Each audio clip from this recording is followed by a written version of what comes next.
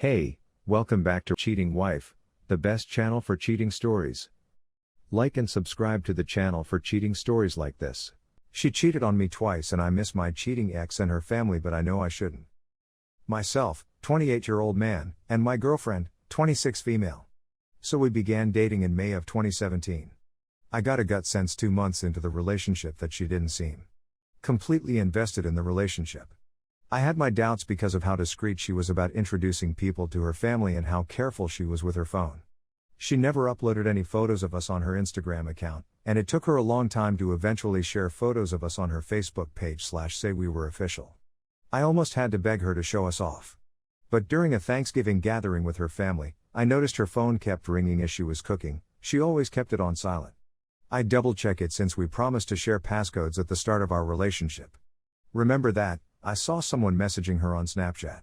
When I check, it's some man inquiring how her day is going and how much he misses her. When I inquired who it was, she responded it was just a buddy. I filed a conversation aside for later. A few days later, she's staying over at my house when her phone rings early in the morning, light on the phone. When I look at it, it's the same man.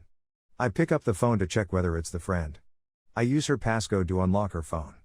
I notice they've been conversing for a long time. They only speak rarely during the day. He sneaks in some banter about how much he misses her body, inquires about her and expresses a want to see her again after supposedly seeing her lately. I collected screenshots of their chat before awakening her and confronting her. She instantly becomes defensive and angry that I looked into her phone and invaded her privacy. When she handed me her access code, I told her I couldn't intrude on her privacy. I asked her who he is and why I have suspicions based on how she has been behaving. She continued denying who he was and referring to him as a friend until I ordered her to quit lying. She says they used to date and had, but it didn't work out.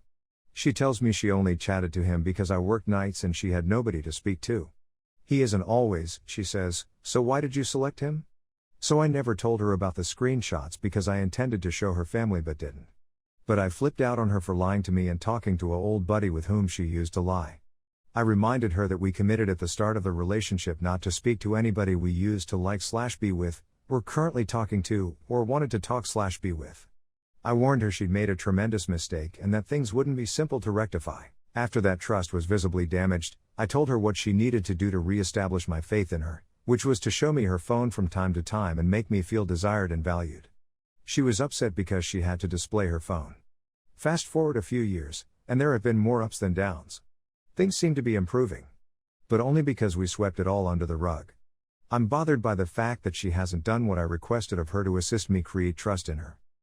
She kept changing her password and even claimed at one point, "What's the purpose of checking in my phone when I can simply change the name on my phone and nobody would know?"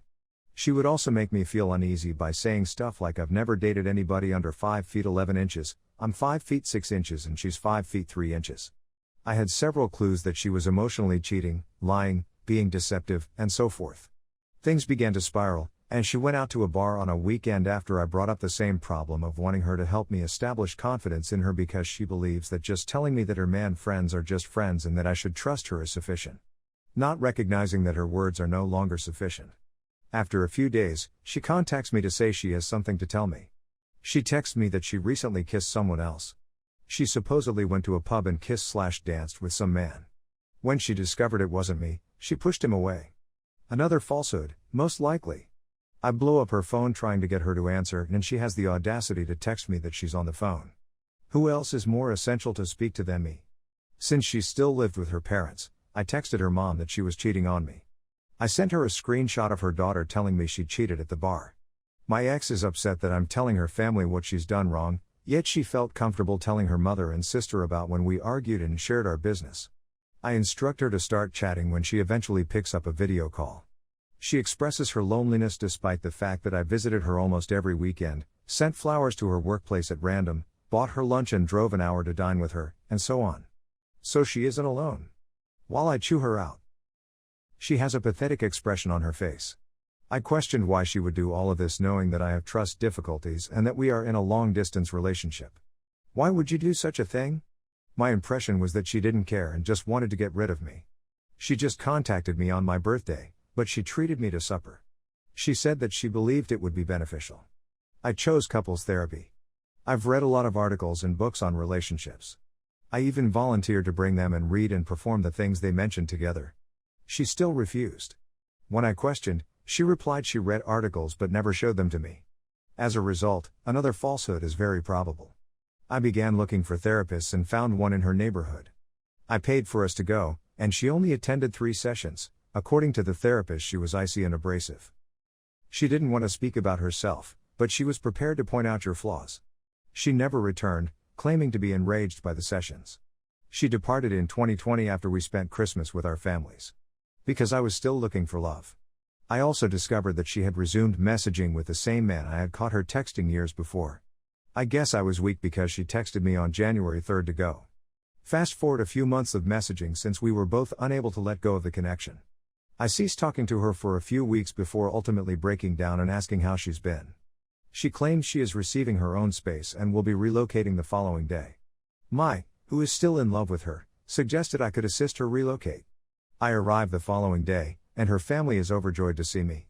I should have put her on the spot then and told her family about her infidelity, even though her mother is already aware of it and avoids bringing it up too much because it affects my daughter and I don't want her to be angry at me.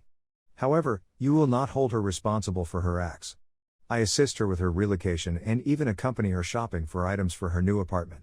I attempt to speak a little bit in the hopes that we can have a clear heart-to-heart sit-down. Nothing. But we continue to speak as if nothing had changed between us. She'd been racing around for days trying to keep her apartment in order while getting little sleep. I go even farther out of my way to compile a grocery list and purchase her food and wine to stock her fridge. I'd want to sit down with her and chat about all we've gone through. I did, however, allow her to sleep. The next month, she tells me in a lengthy text message that we should move on since it's best for us. Oh, she never, ever apologized for anything. The only time she apologized was in her final text, when she said, "I realize I made some errors." That was the only time she apologized in 2.8 years. She claims she has had plenty of time to reflect on what we've gone through. While, in fact, I knew about her new person she was talking to long before she posted it on Facebook, and I knew she was talking to someone when I was helping her move. I apologize for the lengthy rant. It still stings knowing I'd done all of this and loved her so much. Our family got along beautifully and adored us all. On their eyes, we were a power couple. Best buddies. The first young lady I wanted to marry. We discussed baby names, wedding plans, and future trips, among other things.